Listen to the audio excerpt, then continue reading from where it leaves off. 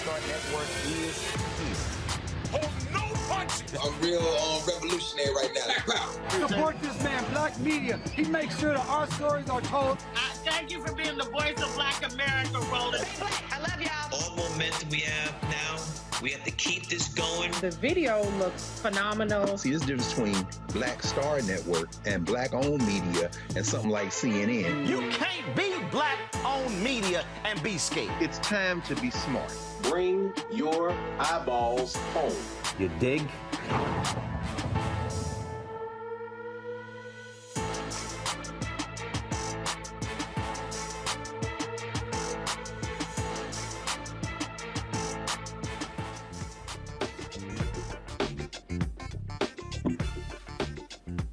Hey, folks, today is Thursday, the 1st, 2022. Come up the live network with Lumumba on the water. What is the state doing or not? It was also on the show. Jamarion got at least 59 times. Two Georgia police officers in 2016. His mother's lawsuit thrown out, but for the role of that of the we'll talk to her about AT&T getting the $325 million lawsuit by and who said it's their business for Georgia as well. Plus, the Black grassroots organization looking for breaking away from the Black network will explain what this all means. Also, how much profit the Research Center at the whole of America, but also Americans who said that their ancestors were not in breakdown that particular poll. Plus, President Joe Biden tonight, he was talking about threat to democracy. It is time to bring the funk on Roland Martin Unfiltered. Black Star Network.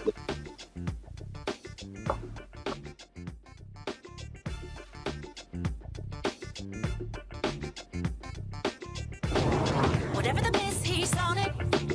Whatever it is, he's got the scoop, the fact, the find. And when it breaks, he's right on time and it's rolling. Best believe he's knowing. Putting it down from sports to news to politics. With entertainment just for kicks, he's rolling. Yeah, it's Uncle Roro, y'all. Yeah, it's Roland Martin.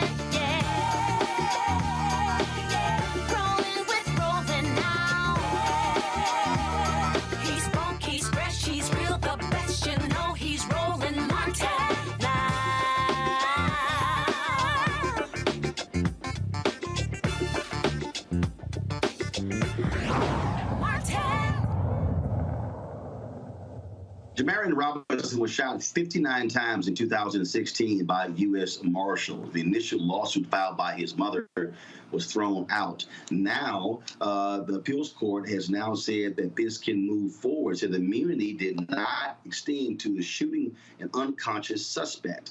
Monteria Robinson and her attorney, Mario Williams, join us now from Atlanta. Glad to have both of you on the show.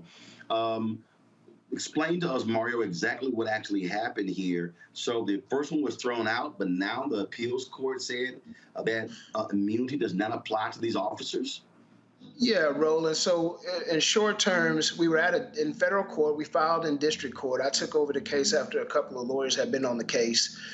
We filed what they call summary judgment. The district court judge, who is now actually the chief judge of the district court in Northern District, Georgia, he ruled against us. He said that qualified immunity applied, that there was no tribal issue on constitutional violation. We appealed to the 11th Circuit. On Monday, the 11th Circuit reversed the district court, saying that qualified immunity does not apply and that they should be, and they will actually stand a jury trial.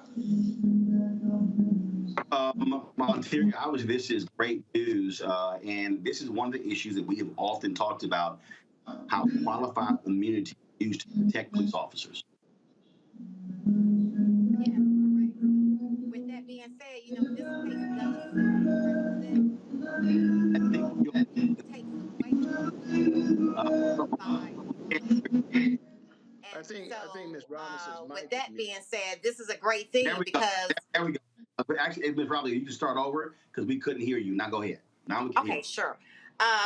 As you were saying, yes, I'm overjoyed. I'm ecstatic about the ruling. And I always say that a lie never wins. But this case, with this verdict, it does set precedents, which takes away officers' qualified immunity, which violates a person's Fourth Amendment right. And so I'm grateful and overjoyed that the ruling is now in my favor. Mario, again, this story here was shocking, shot 59 times, and again, it just speaks to the fundamental issue that we have in this country, where law enforcement, they operate with impunity, and for the most part, they get away with it. I tell you what, Roland, people need to understand the facts of this case. So here's this. Unfortunately, Jamarion was suffering from mental illness. The police were called out there to come get him and help him. They took an entire SWAT team out there. He was up at the top of a landing, about 13 stairs. They were downstairs. They shot at him over about 100 times. About 57 bullets penetrated his body. But here's the issue with the video. After he was lying on the ground at the top landing, they threw a flashbang up there. And so they claimed in an incident report and a supplemental use of force report that once the flashbang went off, he wasn't moving, nothing. And they had the audacity to say they went up and dragged his body downstairs and tried to save his life. The video that you have on the screen came out. We hear the flashbang, but then we hear rapid gunfire about 20 seconds into the flashbang. The U.S. government, GBI, Georgia Bureau of Investigations, reopened the situation and said, hey, look, man, are you sure you didn't fire gunfire after the flashbang went off? We know you said that he was lying there motionless. Are you sure? No, we didn't do it. Well, the district court said, well, I'm going to believe the officers, basically, just what you said. Even though we hear the gunfire, even though we see the officers outside the door being startled and looking back in the home, well, the 11th Circuit said, absolutely not. There is gunfire after the flashbang. A reasonable jury could believe you executed this young man. And so you're going to not have qualified immunity, and you're going to stand trial on this issue. And for that, we're very grateful. That is, again, what is often the case, Materia, a lot of parents, they pretty much settle for a settlement as opposed to moving this thing forward. Y'all have not given up in pursuit of justice. Is that directly toward me? No, we have not given up. And actually, to be honest, I've been beating the pavement aggressively for the past 6 years. And Mario can tell you that I don't take, no as an answer. If I don't, and I'm not sure too if you're also aware about the earlier part of this month, Roland, we did find out that one of the officers was still employed as a SWAT trainer here in Atlanta, Georgia. So I'm not. That's another thing that I had to tackle also too this month. And this month was my son's anniversary, August the 5th, 2016 was the date of his death. So. Yes, I'm not playing with them. Yes, I've been kicking and knocking down doors. And now we're here. Come next week, September the 6th, we'll be in federal court here in Atlanta, the Richard B. Russell building, for a hearing where the officers have filed a motion to have their case heard in federal court. So that's where we are right now as of today. And Mario, do you expect the federal government to appeal this decision? Well, the process at this point is what they have to do actually, because it was a published opinion, and what that means is it set the law for Alabama, Georgia, and Florida. They would have to ask for the entire 11th Circuit to reconsider this decision, which is highly unlikely. They might do it. They have 45 days to do it because of the government. Normally, it's a shorter amount of time. But, Ro, I do want to touch on something for people to understand exactly what Ms. Robinson just said. These officers have been indicted. There's a hearing on their criminal charges next week. So you have a situation where officers were indicted in a criminal case on multiple charges. including a violation of oath of office. You can see the indictment. Yeah, there it is. And the district court still denied Ms. Robinson a jury trial, and it took us to go to the 11th Circuit to get a jury trial on these officers. And it is really sad that indicted officers in the United States of America, having murdered a young man just ruthlessly, would still be training SWAT officers on firearm use. I mean, think about that now. Ms. Robinson found out about it, went out there and boycotted, and suddenly the government officials in that county said, okay, well, we're going to pull him off that training. But this man was indicted after murdering somebody, and he's still on getting paid and training SWAT officers, including firearm use. And I would like to add to that, as Mr. Williams stated, these officers were indicted last year, October 26, 21, on 15 counts. It was Eric Hines, Christopher Hutchins, and Daniel Doe. And Daniel Doe is he died in 2020. But I would like for your listeners to know the 15 counts. So they were indicted on 15 counts, which was 2 counts of felony murder, burglary, aggravated assault, aggravated battery, 2 counts of false statements, 6 counts of violation of oath by public officer, and obstruction of law enforcement. And you got to think about, we pay their taxes. Do me and my family want our tax money going to corrupt officers? No, we do not. Absolutely. Well, we certainly will be watching this case. It's one of the cases that we often cover that details the kind of conduct of police officers. We certainly appreciate it. Ms. Robinson, as well as Mark Williams. Thanks a lot. Thank you. Talk to you soon. Indeed. I want to go to my panel now, talk a little bit further about this. Reese Colbert, Black Women Views, Dr. Greg Carr, Department of Afro-American Studies at Howard University, and will be by Erica Savage, founder of the Reframe Brain. Reese, this is precisely why we were fighting for the George Floyd Justice Act. It was frankly, the reason it's not law is because of Senator Tim Scott, his failures in terms of moving this bill forward, addressing the issue of qualified immunity. Right. I mean, qualified immunity gives people the right to basically execute citizens without any kind of personal civil liability. I mean, these people are looking at jail time. Hopefully they will get convicted of murder. But the reality is that you got to hit them in their pocketbooks for them to really be deterred from this kind of behavior, because we know that a lot of times these cops do get off of their charges. There's a very high bar to clear in terms of intent for police officers who kill citizens like Jamarion. So, I mean, my heart is with the family. I appreciate how his mother is relentlessly and tirelessly fighting for justice for her son and keeping her foot on these people's necks, because it is absolutely unconscionable that a person facing murder charges is still training other people to do the very thing that landed his ass a murder charge in the first place. That is absolutely crazy. And it just goes to show that this is not, something that is against the policy. It's actually what they intend to continue to do to Black citizens. We see this over and over and over again, Greg, where unfortunately the laws are often far too much in favor of police, and the fact that they actually were indicted, but they couldn't have go forward with a jury trial. What the hell is the whole point of being indicted? Well, I mean, as we know, the law works in their favor, and I agree with you, Reese, 100%.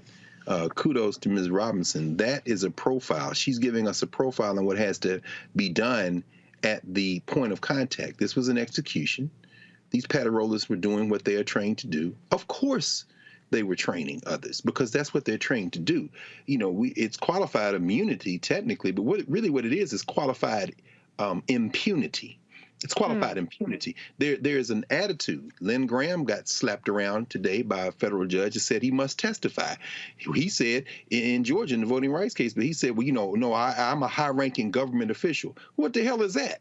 That's impunity. In other words, you're acting with impunity. In Florida, one of Trump's appointees is saying that she may allow a special master to come in and look at these documents that were taken. He wants her to decide whether or not to extend some form of executive privilege over these documents. The Department of Justice is saying, wait, No, that is unprecedented for a judge to interfere. Well, guess what? He appointed her to the bench, and he's acting with impunity. These cops are acting the way that this culture trains white people to act when it comes to the law applying to them. The law doesn't apply to me when it comes to black people. The law doesn't apply to me at all if I can get to a certain rank. So these, again, finally, I agree with you, Reese. Mrs. Robinson, what she is showing us is how, as we continue to fight to make Senator Tim Mission Accomplished Scott irrelevant and take Joe Manchin and Kristen Sinema with you, while we're working on that end, she, having found out that they were still training officers, she didn't call anybody. She didn't go on approach. She went out there. Guess what? Enough of people do that, and this will end. So, yeah, all support for her, and I'm grateful to you for having that conversation with her and her lawyer, because that's what we need to see more of. And Reese, this is also why when we talk about voting, and again, people, I love these people who keep saying, "Oh man, y'all keep beating that dead horse. Y'all ain't nothing but a whole bunch of Democratic shields, and all you do is suck up the Democratic Party." Folks, who appoints federal judges? That's right. The party in power. Who confirms or declines federal judges? The party that controls the United States Senate. So y'all can sit here and y'all can call me and call Reese and call Greg and call Erica and call anybody Democratic shield all you want to. But and then I love people say, man, it's their performance bye-bye about with black women, other than all that shit don't mean nothing. It has no impact on my life. Do you now understand the role of federal judges? Y'all, all this stuff is linked. And as long as we continue to give Republicans power over federal judges, these are the lifetime appointments. We better wake up and pay attention. Breezy. Yeah, absolutely. I mean, you can call me whatever the hell you want to call me. I call myself a problem solver. And the bottom line is the problem that we have is we have near all white prosecutors. We have almost all white male prosecutors, the same when it comes to judges. And so if you want to transform the way that black people are treated in this country and any measure of justice we can get from the so-called justice system, you have to exercise your power. And a lot of people feel good when they abdicate their power. They feel like that gives them some sort of moral authority over those like us who advocate for the slog and the slow work it is. And it would be faster if we didn't have so many people trying to get people to not vote, of actually transforming the system. So, whatever, that's irrelevant. The bottom line is that we have an opportunity in this election, as we do with every election, to continue the work of making sure that Democrats can do more to change the way that this system works for us. We've seen a lot of changes in a lot of areas. If we get a filibuster proof, whether that means eliminating the filibuster or gaining more seats, we're not going to get 60 seats. But if we gain more seats to make Manchin and Sinema irrelevant, we can see the George Floyd Justice and Policing Act pass if we hold on to the House. And when we talk about the prosecutors in Fulton County, when you talk about sometimes like in the Ahmaud Arbery case where the Attorney General came in and they appointed a special prosecutor there, that's also coming from Republican leadership. So we have to leave no stone unturned. Republicans leave no stone unturned, from school boards to election boards to judges to everything running down the gamut. So we have to have that same energy. And if you're not with that, then go on the hell over there and shut the hell up and let the rest of us do the work that we need to do to continue to try to move this country forward. That's right. Indeed. Got to go to break, folks. A lot of stuff we're covering. AT&T lawsuit filed by 3 black men. We'll talk to the 2 black men. We'll talk to the mayor of Jackson, Mississippi. We will also going to talk about in a quick money segment $2 billion on political campaigns this year. Oh, y'all know what they're offering black-owned media is a joke. We'll break that thing. You're Roland Martin Unfiltered from the Black Star.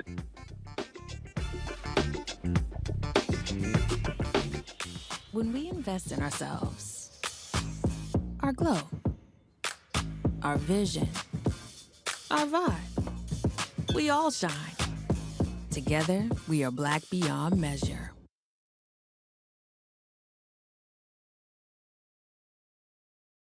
Can you believe the nerve of these Republicans? They only want to block progress for our community. They talk about cutting Medicare and Social Security. They played politics with veterans' health care. They voted against the George Floyd Justice and Policing Act and funding for our HBCUs, and against lowering prescription drug costs for our seniors. These Republicans keep trying hard to stand in the way, but President Biden, Vice President Harris, and Democrats won't let them. They are delivering for us. The Democratic National Committee is responsible for the content of this advertising. When we invest in ourselves, we all shine. Together, we are Black beyond measure. Hatred on the streets, a horrific scene, a white nationalist rally that descended into deadly violence. White people are losing their damn minds. As an angry pro-Trump mob storms the U.S. Capitol, We're about to see the rise of what I call white minority resistance. We have seen white folks in this country who simply cannot tolerate black folks voting. I think what we're seeing is the inevitable result of violent denial. This is part of American history. Every time that people of color have made progress, whether real or symbolic, there has been what Carol Anderson at Emory University calls white rage as a backlash. This is the rise of the Proud Boys and the Boogaloo Boys. America, there's going to be more of this. Here's all the Proud Boys, guys. This country is getting increasingly racist in its behaviors and its attitudes because of the fear of white people. The fear that they're taking our jobs, they're taking our resources, they're taking our women. This is white fear.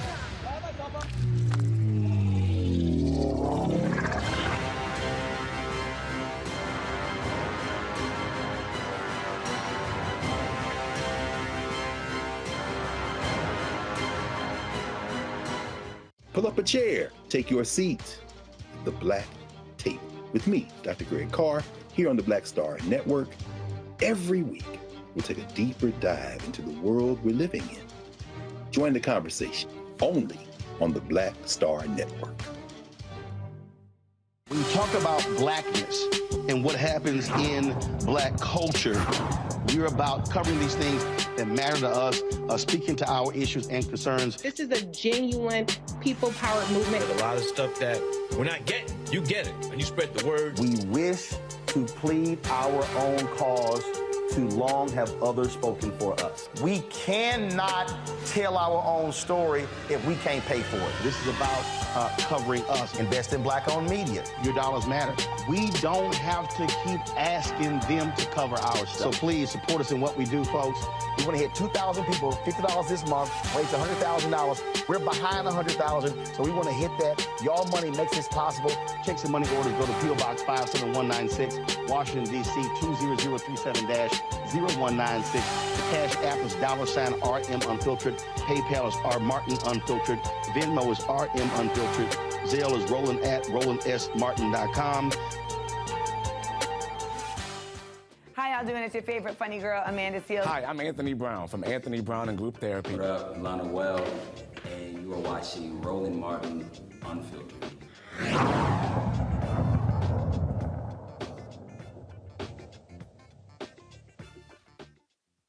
All right, folks, a Georgia businessman was part of AT&T's multi-billion-dollar initiative to ensure that more African Americans became suppliers working with the company. Instead of that happening, they contend the media company refused to work with the company and stole their business plan. Joining me now from Atlanta is Jerome Edmondson. He's the president of EDN Communications and Technology. And from Dallas, Texas, Derek Scott, a black AT&T executive, who said he's a victim of ongoing intimidation tactics and other criminal behavior at AT&T. Glad to have both of you here. So first and foremost, in terms of what is the basic allegation you're making against AT&T?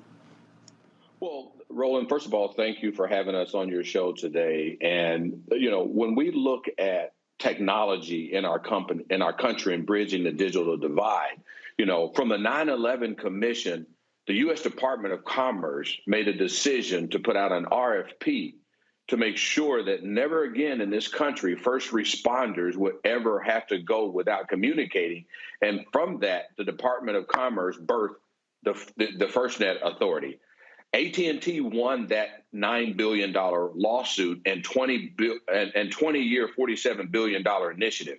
EDM Communication, my company's communication and process as being the first Black FirstNet authorized dealer, was to ensure that this technology reached our community and bridged the digital divide in Black community and Black law enforcement.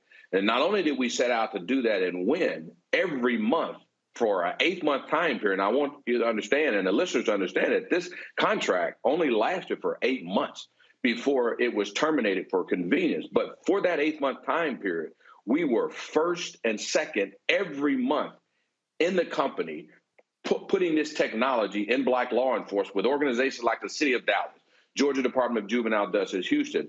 Even when the NFL came to Atlanta, we put over 500 devices for security and inside of the NFL to ensure that this technology worked. And all of a sudden, one day I wake up and got with over $25 million in sales for it to an email that says, you know what? You're growing too big. Your contract is terminated for convenience. And the gentleman that's on the phone with us, Derek Scott, was my AT&T manager who said differently. And I'll let you tell you what happened to him once he began to refute that terrible decision that they made. Derek? Yeah, I appreciate that. And thanks again for the time today. I think Jerome's absolutely right. This was a 9-month process where Jerome and I didn't know each other before this time and point, and they put us together. And when they did, we started to do exactly what we were asked to do. It was my job, and Jerome to do his job. Once that began to happen, I started to see some anomalies inside of AT&T that made me question, was this something that was across the board for all people that were in this program and partners in this channel, or was this just specific for the Black entrepreneur that was into this organization? As I dug deeper and started asking questions, that's exactly what I found. So once I found that, I started asking the questions, if this is going to be something that's for everyone, or are we treating them differently? Once I started exposing that, there became the issues of the 9 months of complete hell for myself individually inside AT&T, as an AT&T employee, and for Jerome outside. So to answer your question specifically, I'm specifically in a lawsuit with AT&T for retaliation and for racial discrimination, or for discrimination rather. So those are the two things from my perspective inside of AT&T that led to this 9-month to 1 year retaliation and discrimination lawsuit. Wow. And so where does the suit stand, first of all, and has there been a response, Jerome, from AT&T? Well, no, they haven't responded. We've had to sue them over and over again. You know, Roland, I was the nation's first Black Denny's franchise owner. You know, when the NAACP, with the same Department of Commerce, when NAACP settled a fair share agreement with Denny's and found them guilty of discrimination, this is probably larger and bigger than that particular point. And from that point, I became the nation's first Black Denny's franchise owner. And when it comes to supplier development, we begin to put together these different processes to ensure that Black people are part of contracts with companies like AT&T, AGO Resources, Home Depot, and companies that my company has helped grow and build. I've been with AT&T for 16 years, helping grow their minority and diverse force.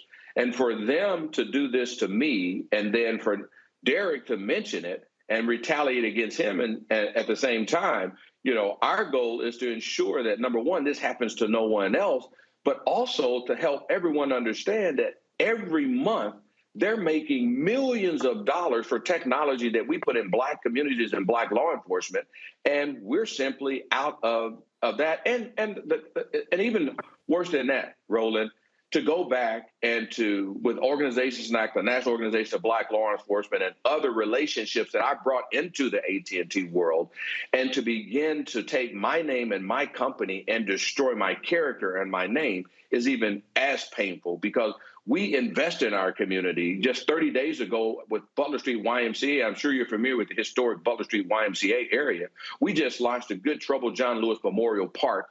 And those are the kind of things that companies and Black businesses like myself invest back in our community. So when these things happen, you don't just destroy my company or take from me, you take from the communities, the people, and the things that we invest in. You know, just like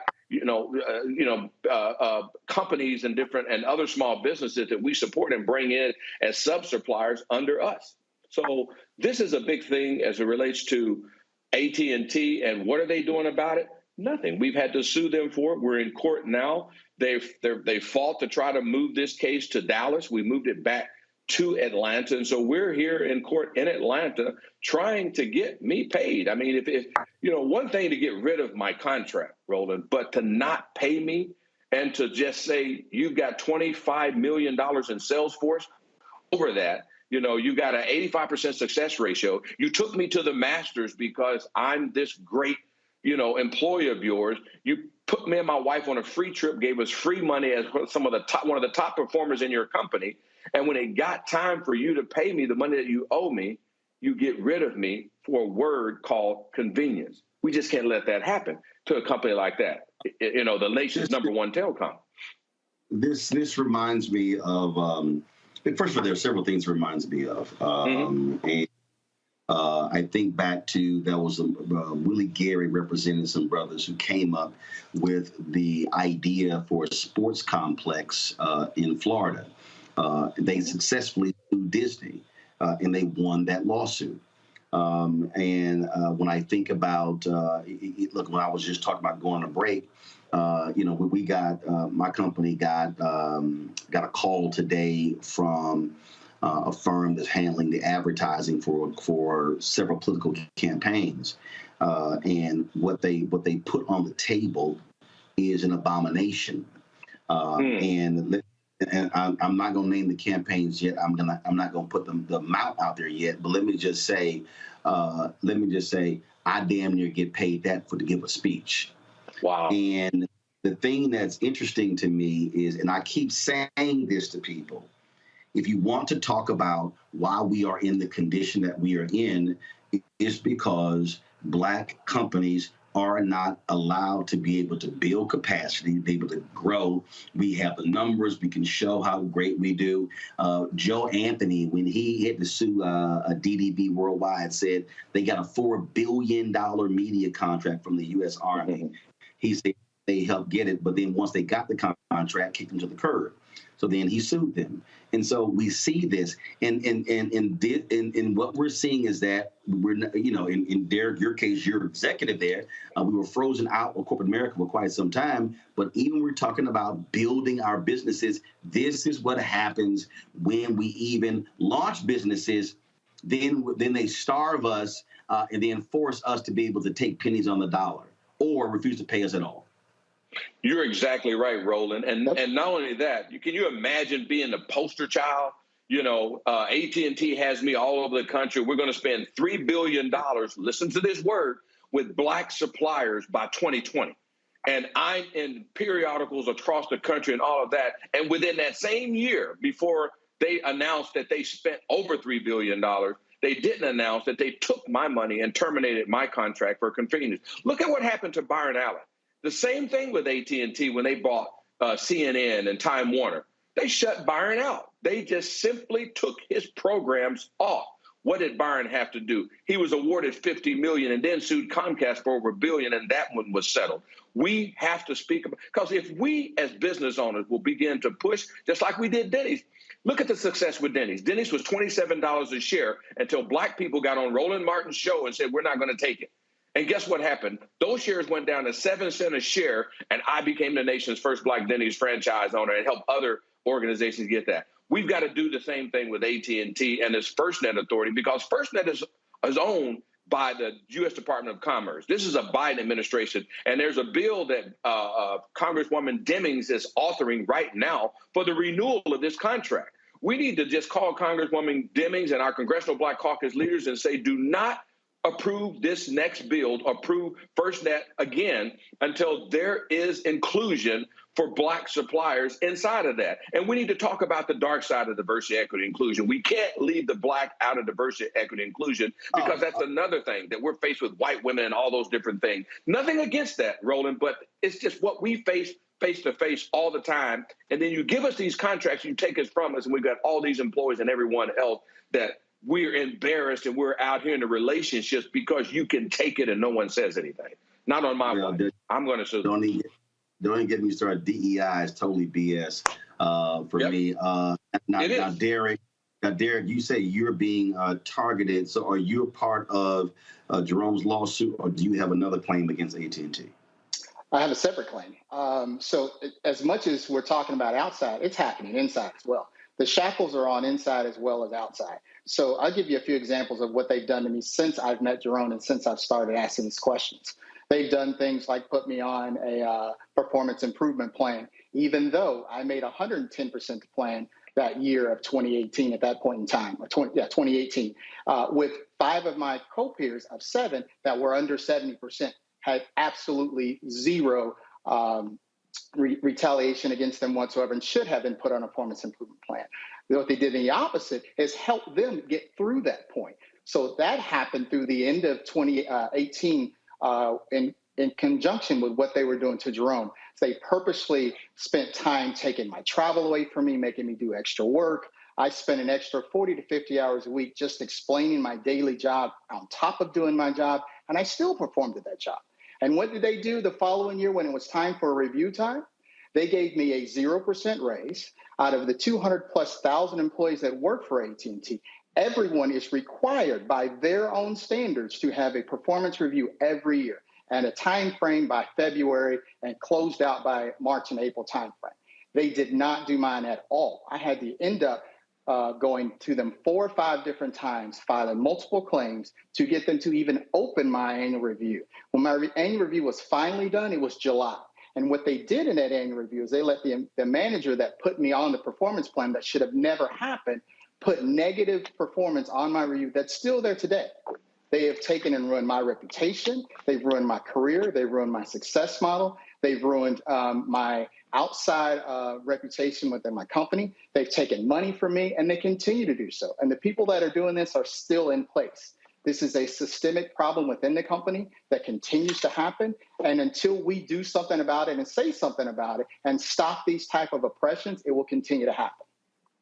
Now, Roland, if you can take this into perspective, this is a young brother here that fought for me. I had no idea that he filed an EEOC complaint about how they were treating me differently. I had no idea that when they came after him, he had to file a second EEOC complaint for retaliation. This is unbeknownst to me.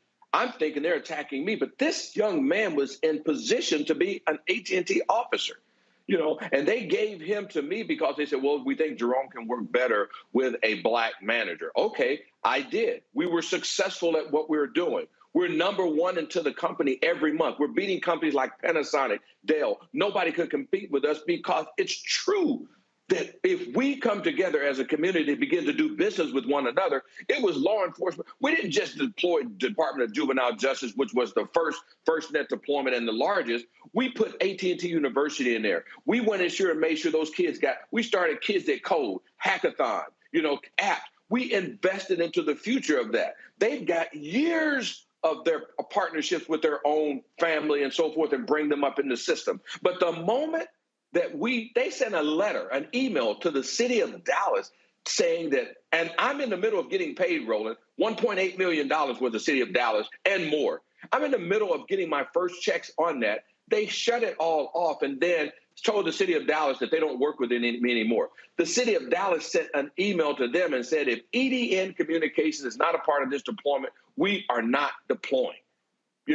We hired, the chief of police in the city of Dallas at that time, Chief Renee Hall, had a youth organization. We brought those young mentees from her youth organization. Not only did we teach them technology and bring them into this cutting edge technology for law enforcement all over the country, all over America, we made sure that when they graduated, if they wanted to get in that, they could get jobs, they could get hired. You're not just terminating me. You're not just getting rid of my company, taking my money, but you're also taking the future of what I stand for and bridging the gap for the digital divide in black communities. And I can't sleep on that, Roland. I mean, it hurts me that Derek, who is in the process of being an officer inside the company, just because he stood up for me, he is now being blackballed and retaliated and trying to force him out just because he made the right decision. And we don't even want to have a conversation with the people that they shut down and couldn't even call me, Roland, because this was going on. All right, gentlemen, certainly keep us abreast of what happens with both of your cases. Thanks a lot. We absolutely. Thank you. Thank you, Roland. I'm going to bring my panel back, Erica, Greg, and Reese. And Greg, I'll start with you on this one. It's amazing to me, and I post this all the time.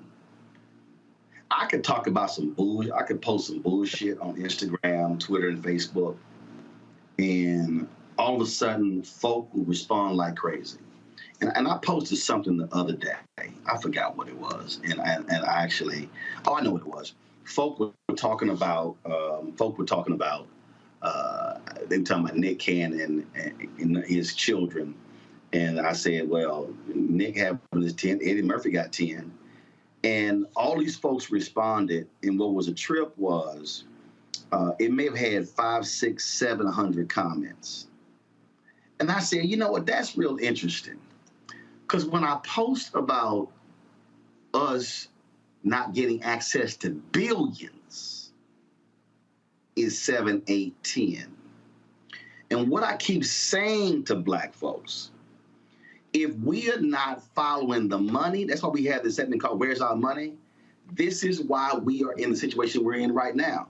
This is why we are hoping for white philanthropy to give to our HBCUs. This is why our Black civil rights organizations are not funded by us. They're funded by corporate America. This is why they can't be aggressive in going after corporate America in cases like this, because that's who's actually funding them. And so, if folk don't understand, if you talking about America and you ain't talking about the money, you ain't talking about America. Roland, I tell you, brother, I don't have a good answer. I mean, the capitalist system we live in is not defined by countries. It's defined by corporations. And these interlocking international corporations that continue to oppress people globally. Now, how that plays out locally is readily apparent. I mean, this lawsuit, you know, having read the complaint, it isn't surprising, it isn't stunning, but it is, I think, a reminder to those of us who can cut through all of this noise to pay attention. It is a reminder of how power works. You're absolutely right.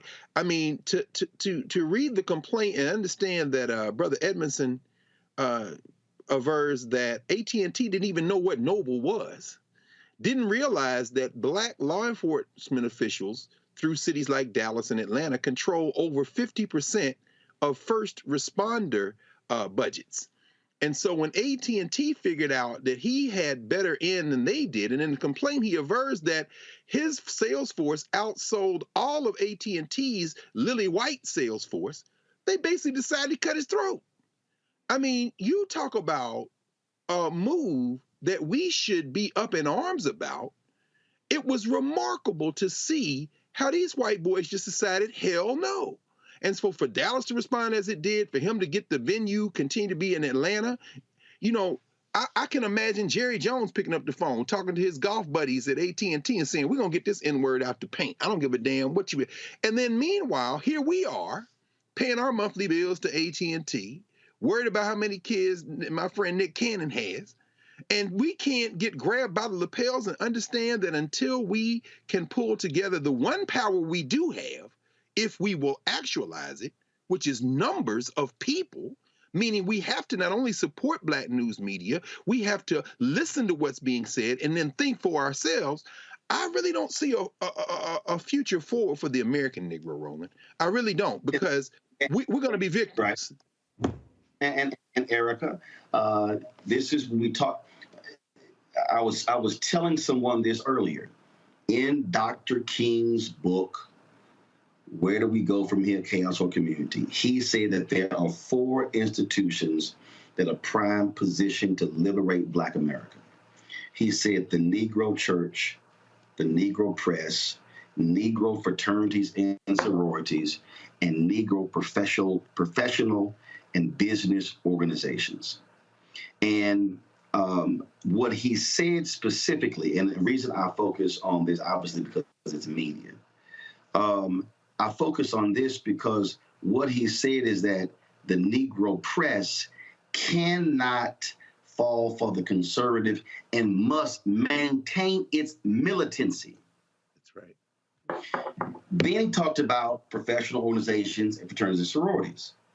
What he's talking about, this is the collective mass of Black people where you can use your power and your leverage to be able to make a series of demands.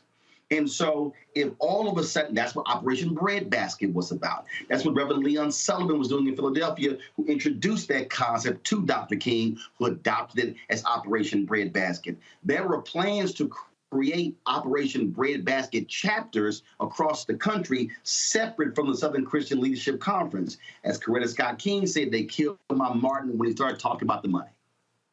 And so what I am trying to get these hard-headed Black folks today who keep saying, man, you out here begging a white man for money. Well, fool, you go. What did the robbers say? Why you rob banks? Because that's where the money's at. So part of our deal is we've got to have our institutions, our Black churches, fraternities and sororities, business, professional organizations, and Black media align, asking the question, what a check. I know, look, reparation folk, you trying to get the political people to do that. I'm talking about the money that exists right now. And if we are so fixated, Erica, on bullshit, on housewives, on comedic shows, on laughing and dancing and how many kids somebody have and whatever, then they sitting here going to the bank cashing checks, and then we still sitting here broke as hell wondering why we can't afford to build our communities. And the other thing, you know, a few points which you made there, when we talk about pillars, the first one that you named, Black folks, the Black church, we are the most philanthropic group in this country. So that's off the top, period. That's where people take their coins, to the church. And we are the most giving, not even talking about the extra tipping that we do to kind of add in the notion that Black people don't tip, which is a complete and utter lie. But then that makes me think about, too, when you talk about those 4 specific institutions, about the Chamber of Commerce. Now, they're supposed to represent all businesses within a community, but we know that that's another arm of Republican right-wing ideology and ways to get people riled up and to communicate to those folks that are in Congress. They do it all day, every day. They have an institution whereby members do pay a fee to be a part of the chamber at different levels, and then they communicate their list of demands to their legislators, both at the state level and at the congressional level. So listen, I think, you know, it's a few things. We can do housewives and we can also be about our business at the same time, but we have to do something that I've heard Reese and Greg talk about earlier. We have to keep our foot on the gas. And I think that we can do that with a real focus, with an understanding that this is something that happens in elections with Republicans all the time. There's always foolishness that we see on their side. But one thing that we know that they have in common is that Republicans lean heavily authoritarian, but they all sing off of one sheet of music. So if we can get people to understand that the policies that are going to help progress us and move us forward and get us to a place where we are able to call our own shots are not with the party that literally wants to see us dead. And that lies heavily within the Republican Party, the chamber, and other entities that really are called to make sure that their list of demands are made known and that that legislation and policy does pass through.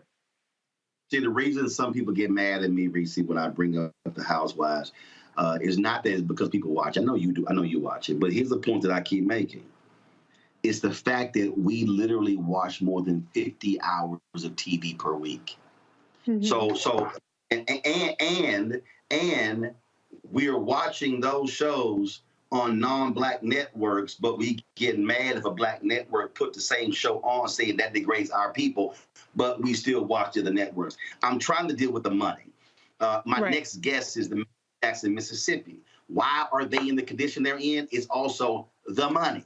When the white folks left with them, when we are deprived of contracts, then guess what? You can't get the money. when we're deprived of city contracts and county contracts and state contracts and federal contracts and corporate contracts and school board contracts, then you literally have no economic infrastructure. So you are left to beg white folks for donations. I dare say this, and this is the thing that I go back to Martin Depp's book on Operation Breadbasket. MLK, they couldn't pay their bills with SCLC. They go to Chicago, and he tells Reverend Jackson, let's go visit these black banks who we help. Reverend Jackson said, let's swing by this house first. He said, Jesse, I ain't got time for that. He said, Martin, trust me. They go by the house, a group of black businessmen are waiting. They hand out the king an envelope that handle the payroll for the SCLC for the next 3 months. Now the king started crying, and he said, this is the first time in our experience this has actually happened.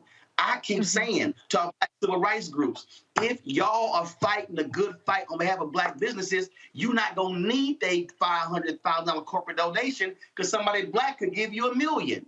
But that only happens when you free up the contracts. Right. I mean, you know, this story is so layered in terms of the theft of black labor, in terms of the theft of black intellectual property, in terms of the theft of black connections. And we know that it's that much harder for black businesses to even cultivate these kind of networks. And the fact that that this particular company, this small black business, was doing it with taking advantage of networks that are often neglected, like the black police forces, our police unions that he was building these relationships with. You know, this is what happens when it comes to larger bullying monopolies like AT&T. And so first, I want to start off by saying I applaud him. I've said it on the show many times. Black people, be more litigious, okay? Because even if it don't go to trial, you can maybe get a settlement out of the situation. But then I also want to talk about hire lawyers. Right. But I also want to talk about the black manager, because this is another thing that we see time and time again. Last week on your show, you know, one of the topics last Thursday was black doctors being dismissed at disproportionately higher rates. And we know that across corporate America, when black people are in business, the number one way they try to get at you when it comes to shushing or quieting down or retaliating you against raising disparate treatment is they try to make it a performance issue. They do this performance improvement plans to get black people out of these positions of power and to try to cover their tracks. And so the reality is, you know, we have to cultivate our own networks. We have to hold on to those networks so that somebody else can't come in and take advantage of it and leverage it and shut us out. And we have to do what the Dallas police force did in this case, where they said, well, if this company is not part of it, then no deal. We have to stand up for our network, our people, so that people can't take advantage. So there's so many layers to this. But as everyone has said, you know, we got to stick together. We have to take advantage of our power. And then, like Erica said, yes, we can do both with the housewives and with the news. But we got to do more of the news. We got to do more of the political and civic engagement, less of the disinformation, less of the YouTube scholars who lead you astray and pump your head full of non-solutions, but things that might make you feel good because you're not actually out there solving any problems. I'm going to make this last point, and I said this. The political campaigns are going to spend $2 billion this year. $2 billion. I can guarantee you black-owned media will not get 1% of that money. NARAL and Planned Parenthood, they've raised more than $100 million to run ads about reproductive rights. Black women, black women's organizations, Deltas, AKAs, Sigma Gamma Rho, Zetas, Links, Ladies of Distinction, Eastern Star, y'all should be saying how much of that money y'all spending towards black people. Oh, but y'all want sisters to come out to vote. But you ain't gonna spend the money with sisters. The same should be saying for all the different campaigns. Not just the black folks running for the United States Senate, but the question should be asked of Sherry Beasley's campaign, Mandela Barnes' campaign, Raphael Warnock's campaign, Val Deming's campaign, Fetterman's campaign in Pennsylvania, and the others. who's controlling the money? White ad agencies, white political consultants, and what are black people getting? Are we getting the influencer money, or are we getting the media money? Because I'm telling y'all right now, the media budget is bigger than the influencer budget. Yeah. What I'm trying to explain to folk is, I'm trying to walk y'all through what the apparatus is. What I am explaining to everyone here, and again, y'all just saw we ran an ad from the DNC. We just got that ad buy. We appreciate that. Is it a six-figure ad buy? No. Should it be? Yes. But we hope it's going to be. But this is precisely why we can't hire hundreds of people. This is why there's no... Everybody's watching me. I need y'all to understand something. If you break down how many actual news reporters Black-owned media has right now, I guarantee the number ain't 50. I want y'all to think about what I just said. I'm talking about Blavity, The Griot, Ebony, Essence, Black Enterprise, Urban One, NNPA, Black Star Network. If I threw in a couple of more, let's say, I guarantee you, who's actually doing news reporting?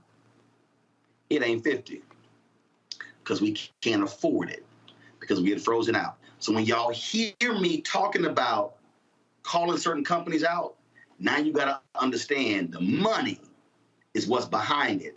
And if you don't access the money, then you cannot grow. You cannot build. Always follow the money. Roland, I mean, to connect these two things very plainly, as you're talking, I'm thinking about the fact that these white companies see fit to give Charlemagne the God a minstrel adjacent news ish commentary show. So I'm not one of the Housewives fans for this reasons. Those things are curated to continue to keep our people away from political conversations like this. AT&T is trying to cut out a man who is subsidizing kids that code. And these kind of things. See, a great deal of this is political. These two things, one of the reasons why we have to fight to subsidize black media is that black media that is doing this kind of work is in direct opposition to these companies. And we have to pay attention to what's going on, not just in the United States, but in the world. While we're here right now, today, the African Caribbean Summit began in Barbados. The Prime Minister of Barbados gave a speech where they are connecting the continent of Africa to the Caribbean for trade, for investment, and it is based on a clear political understanding. The American Negro, meanwhile, does not even know that it's taking place. And there you go. With the Black Star Network, we looking inward. These people are playing for keeps, y'all. And that's why Charlemagne God can have a news show and Roland Martin can't get a contract. They're curating what they want you to understand. And if we had the resources, we could send someone there to cover it. And that's the thing, y'all. That's why I went to Liberia. That's why I went to Ghana. Yes. Y'all, I'm telling you, y'all, it is by design. And we've got to understand the game. Real quick, I'm going to do a quick break. We come back. We're going to talk with the mayor of Jackson, Mississippi. He's dealing with the result of not having the city resources and not getting it from the state and the federal government. We'll come back with Mayor Lumumba right here on Roland Martin Unfiltered on the Black Star Network. Y'all support us in what we do. Join our Bring the Fun Fan Club. Your dollar, if possible. Look, we're trying to get the corporate advertising. But bottom line is, it ain't easy. And the political funds, there's no reason in the world we shouldn't have at least $2 to $3 million in political advertising this year. We don't even have 1% of that. Download, first of all, check out money orders with P.O. Box 57196, Washington, D.C. 20037-0196. Cash App, $RM Unfiltered. PayPal is R Martin Unfiltered. Venmo is RM Unfiltered. Zelle is Roland at RolandSmartin.com or that RolandMartinUnfiltered.com. Back in a moment.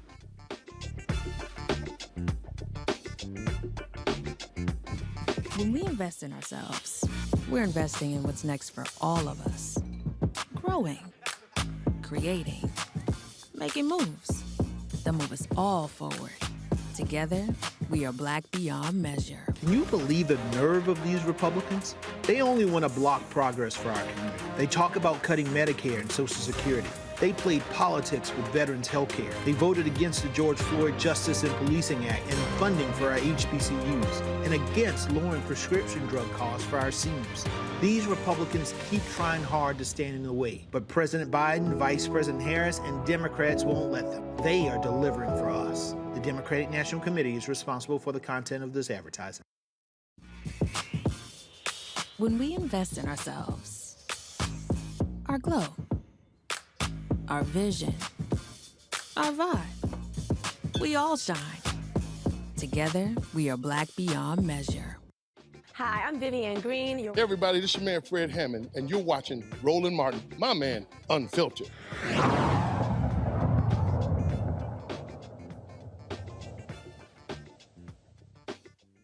Why does Black-owned media matters? Because we have been covering the story of Jackson, Mississippi all week. We live streamed the mayor's news conference on yesterday. We reran that whole news conference during yesterday's show. We are not going to operate like mainstream media. Give it about 30 seconds or 1 minute. That's why we're staying focused on it. Jackson, Mississippi is a majority Black city, 80+%. The mayor is Chokwe Lumumba. He joins us right now. He has been on the forefront, keeping his residents abreast of what's happening there. Mayor, always good to see you. Glad to have you here.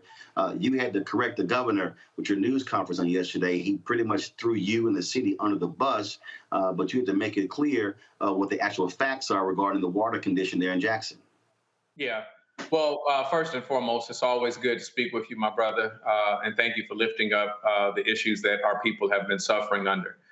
We've been lifting this up for more than 2 years. It has been a part of every legislative agenda that my administration has had. And I've been in office, I'm in my 6th year now. And so, we've been met with that resistance, and we've continued to sound the alarm, letting it be known that it's not a matter of if these systems will fail, but when these systems will fail. And we have the receipts for that. Now, I have been unapologetic. I have been I have not been bashful in sharing why those reasons are. And at this moment, when the state came into my office on Monday and shared that they were going to bring some resources, I told them, well, we open our arms to that. And so we need far more. We have to make certain that when the cameras go away, that is not where the effort ends. And we have to make certain that it's not just about stabilizing the system in this moment, but building a sustainable, a dependable, and an equitable system. And I say equity because not only do we have a system that fails on many occasions, we have a system that has a disproportionate effect on the blackest and brownest parts of our city. In South Jackson, the areas that are the furthest away from the water treatment facility and at the highest elevation, people have recognized that inequity. And the reality is that we don't have a lever that distributes water from North Jackson to South Jackson. But what we do know is that when values are established on properties, those things are considered. And so we have to better understand things like city and urban regional planning and how it affects our communities and the disproportionate effect that it provides on our families and the exploitation of Black bodies and Black families. So this is quite interesting. As you are talking, conservative Eric Erickson has hosted a radio show out of Georgia. And he literally sent this tweet 3 minutes ago. He said, and I'm reading this a quote. He was responding to a Washington Post story about what's happening in Jackson. He says, quote, "This is getting really fucking ridiculous. The Jackson water problem is not a climate change issue. It is a government failing to collect payments, losing money, and failing to maintain and upgrade infrastructure problem. The climate stuff is cult-like." Well, first and foremost, in terms of the history of this problem, to be very clear, my family moved to Jackson in 1988. In '89, as a little boy, I remember the crash of our system, the inability to use water for prolonged periods of time. And it's happened so many times in the course of my life. It is very difficult to reflect on exactly how frequent it has been. I've listened to package after package of residents in Jackson that say that it's just a part of our lives. And so let's be clear on that. And so that was before some challenges that the city did have. I am an introspective person. I think we have to be an introspective city. And one of the things my administration has attempted to correct is the exploitation of a international corporation that came into Jackson before I took office and installed meters that didn't work and stranded bills and further crippled the financial conditions. And so it's just not, this picture of incompetence that is attempted to be displayed. It is the exploitation of Black communities time and time again, which is part and parcel of what we're talking about. When we talk about, what has had and what has led to this system, there certainly is a role for climate change to play, has played a significant role in this. We're experiencing hotter summers, colder winters, and more annual precipitation. What that has led to is, issues of a flood that is bringing in water of a different chemistry that complicates the treatment process of our water treatment facility, such as what has happened today. It has led in the summer when we're dealing with Mississippi heat, clumping in the soda ash that we must distribute into our system and unevenly falling into the system, and a need to weatherize it. 2 Februaries ago, when it made international news that Jackson was in this situation at that time, when we suffered a winter storm that debilitated our system. It froze raw water screens. We had an inability to get water in the plant. Therefore, we had an inability to get treated water out of the plant. These are things that we have the receipts on. These are the things that I've been screaming for years. I said that Jackson is actually the poster child for the infrastructure needs of our country, and it's far past time that we invest in it. Questions from our panel. I'll start with you, Reese, for the mayor. Hi, Mayor. Thank you so much for being with us. I've been hearing some rumblings about part of the reason that funding is kind of being withheld or kind of held in limbo from the state is because of trying to get leverage for taking control over the airport in Jackson. Do you believe that that has any kind of bearing on the lack of funding that has gone your way from the infrastructure package? Or do you think, what do you think should be done in terms of those negotiations? Yeah. So I will say that there has been an ongoing fight for us to maintain control of our airport, an airport that our city invested in, an airport that largely our decision of where it was located at the time it was built has worked to the benefit of surrounding communities. In fact, we housed our airport in an area right outside of Jackson called Rankin County, whereas conventional wisdom at that time would have said that we should have put it between Jackson and Vicksburg because those were the more densely populated areas. And so as the surrounding communities have grown, they now look in a vile way towards Jackson and talk about how they want to build around it. The effort to take over the airport has nothing to do with the facility or how it runs. In fact, Jackson is enjoying record service at our airport.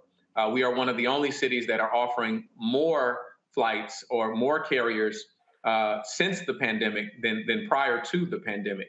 And it's largely led by a nearly all Black commission that is doing an amazing job that took the airport out of the red and brought it into the Black. These are the narratives that aren't being told. And so there has been an effort to take over the airport, not only for the contracts and things that we certainly know that an airport can provide, but because the purchase of land that the Jackson Airport sits on is pristine land that can be developed, some of which is incorporated as a city of Jackson, and we can benefit from tax revenue, some of which is either unincorporated or incorporated in surrounding cities, but are certainly areas where we can have long-term leases that work towards the benefit of our airport. We certainly know the story of the Atlanta airport and how Black wealth was built upon that airport. We want to take advantage of that too. And so, yes, this has been a fight that we've been a part of.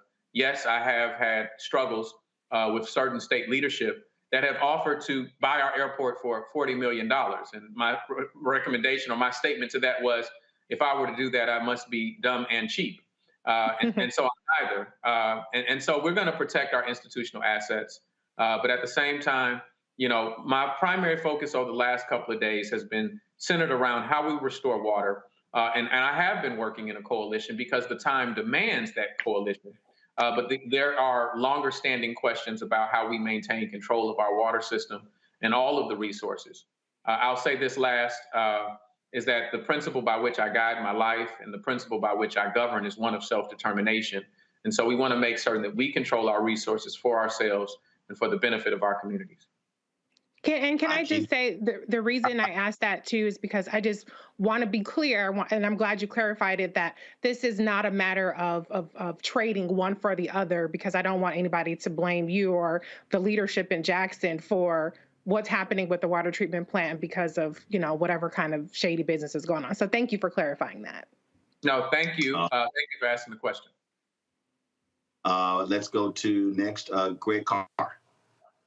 Thank you, Roland. And hey, Brother Mayor, it's always good to see you, brother. Love and strength to you and the family and everyone there in Jackson.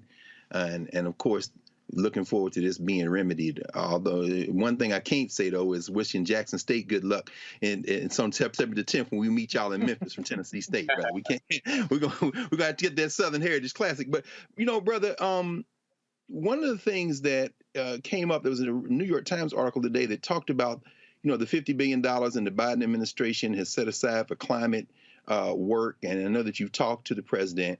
And one of the things I want to ask you based on that article was this. They're saying that applying for some of this money might require a special staff person coming out of the city of Jackson to apply. And there were a couple of federal programs that the Times notes. It isn't clear whether or not the city of Jackson applied. So the question I have is this. Are you being blocked by this governor, this legislature, when it comes to applying? The Mississippi Emergency Management Agency, the same people that are claiming they're trying to give you help now, have they been helpful in the city of Jackson trying to apply for some of the money that is available, even in the infrastructure legislation that passed? And again, brother, best of luck, and we're all supporting you in anything we can do. It's always good to know that you're on the case. Well, I appreciate it, brother, and the feeling is mutual. It's always good to see you and talk to you. Well, first and foremost, there are many layers to that question, and the answer is in like response. So first and foremost, in terms of the federal dollars that have come through the state, we have not received any of that money. The portal in order to apply for ARPA funding that was sent to the state literally just opened today. And so we've been pushing back on narrative saying that, well, Jackson hasn't applied. Well, our legislative requests have always been consistent that we're asking for that federal money. Federal money, you know, that I might add that when I'm talking to Administrator Regan of the EPA, even when I talk to former Mayor Mitch Landrieu, the czar of the infrastructure bill, or even, you know, as many times as I've heard the president mention Jackson, they have all indicated to me that the money that was sent to Jackson, the money that was sent to the state of Mississippi, they had Jackson in mind. In fact, you know, I remember or recall a phone call that I was on with the president where he talked about exactly what the allocation was to Mississippi and that he hoped to see Jackson get that money, get its equitable share. But what we have is, you know, not a firm commitment to any dollar, that cities have to apply. All cities have to apply through MDEQ. That's the the Mississippi Department of Environmental Quality, and put our projects forward. And then after you apply through MDEQ, Jackson and Jackson alone has a duplicitous process where we then have to submit an application to DFA, the Department of Finance and Administration. And certainly that concerns me. There is no justification for Jackson to have that duplicitous process. It's another hurdle for us to climb, and it's another delay for people who are in need of relief now. Now, we are going after competitive federal funds. We are working and talking with the EPA. We are working and talking with, you know, agencies that are helping us, you know, map out a very precise and accurate request for our money, such as the U.S. Water Alliance through the support of the Kellogg Foundation. And so we have the expertise in the House. We're looking at BRIC funding, which is a federal grant that can provide large, competitive, but large sums of money to help repair infrastructure and help in resiliency.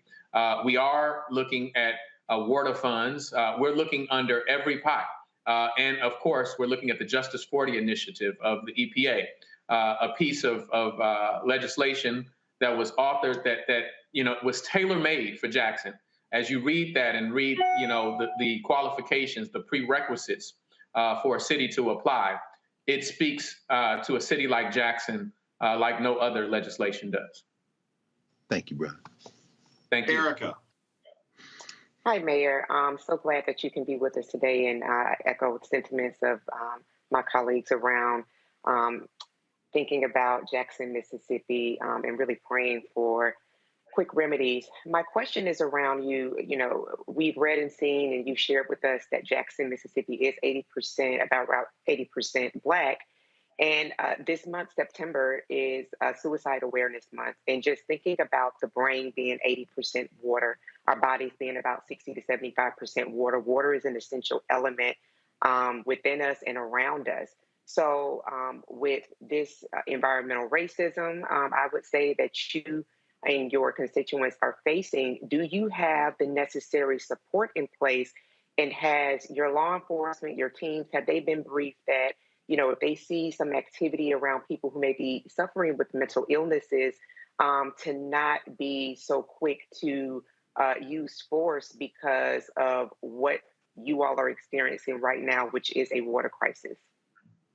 Well, the simple answer is no. We do not have all of the resources to contend with the challenges that our families and communities are dealing with. These are cycles of humiliation that cities like Jackson find themselves in. Yes, our police department does receive training in terms of how to deal and de-escalate mental health issues. Is it sufficient? No, absolutely not. We're talking about an occupational culture that's a difficult thing to break. And the reality is that our response to these challenges should not merely just be a punitive response, should not be exclusively a policing response. What we are attempting to create in our city is under the mayor, the office of the mayor, is an office of violence prevention and trauma recovery. In that office, not only are we looking to coordinate with violence interrupters and credible messengers and the like, but also we want to see a one-to-one. For every new officer we bring in, we want to bring in social workers. We want to bring in mental health professionals. When we talk about the sharpest increase in our violence in our city, in Jackson, that picture looks among our youngest demographics. We believe that as we have had to make the choice between a bad decision and a worse decision in the midst of a pandemic, we have often taken young people out of the institutions in which they thrive. And that has resulted in some negative consequences and negative relationships and young people taking permanent solutions to temporary problems. Instead of just making that a police response and substituting policing for parenting, what we're trying to do is also lift up curfew centers, centers where, when we see a young person that is out past a time that is a threat to them or a threat to community in some other way, instead of arresting them when often criminal activity has not ensued, let's take them to a place where we can remediate what is the actual root cause that has them wandering on the street in the first place. Those are the type of holistic responses that I think that we have to incorporate in our communities. And that's what we're trying to do in Jackson. And I thank you for sharing that, Mayor, because I just wanted to tie the current crisis in with also mental health as well. So thank you for sharing that. Thank you. Mayor, we certainly appreciate it. I am here in Houston. Your fellow mayor, my alpha brother, Sylvester Turner, they're having a water drive tomorrow for the folks in Jackson. It's taking place from 7 to 12. And I'm sure there are other mayors across the country who are doing their part to help you and the folks in Jackson, Mississippi. Well, I appreciate it, brother. I like how you slipped in that alpha brother thing. I like to say shout out to the Kappas as well.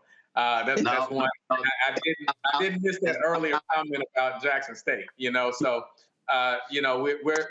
we're no longer even going by Jackson State. You can just call us Jackson. Y'all know who we are when we're coming, right?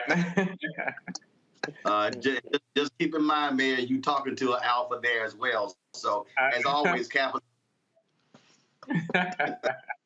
Good seeing you, my brother. Good seeing you. Love you all. Thank you very much. All right, folks, got to go to a break. We appreciate the mayor joining us. And let me say this here, y'all. What you just witnessed is why Black-owned media. That wasn't a 2 or 3 minute conversation. We wanted to give the mayor the space to be able to talk about it. Yesterday's news conference was 28 minutes. We ran all of that. And so this is why Black-owned media matters.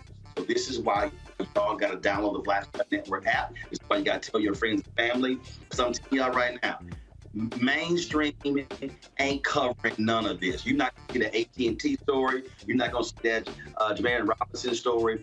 You're not going to see that kind of conversation with the mayor and even the rest that we got here on the show. And so that's why we do this 2 hours a day. We go a bit longer sometimes, late today, having some serious technical issues, which is also part of the deal when it comes to resources, being able to upgrade our infrastructure. And so, folks, download the Black Star Network app, Apple phone, Android phone, Apple TV, Android TV, Roku, Amazon Fire TV, Xbox One, Samsung Smart TV. Support us as well, folks, with your resources. We're working right now feverishly by January to launch a 24-hour streaming channel. We want to be able to expand our news coverage, but we can't do it without the resources. That's P.O. Box 57196. Washington, D.C. 20037-0196. Cash App, $RM Unfiltered. PayPal, R Martin Unfiltered. Venmo is RM Unfiltered. Zelle is Roland at Martin.com. Folks on YouTube and Facebook, hit the damn like button, y'all. Seriously. More than 3,000 y'all watching total, and we haven't even hit 1,000 likes. So hit the doggone. Look, hit the like button is free. It don't cost you nothing. All it takes for you is just a click, like button, that's it. So when I come back, we should easily be at 1,000. In fact, we should be at 1.5. We should be at 1,500 likes on YouTube. Y'all, let's get it going. Be right back. When we invest in ourselves, we all shine. Together, we are Black beyond measure.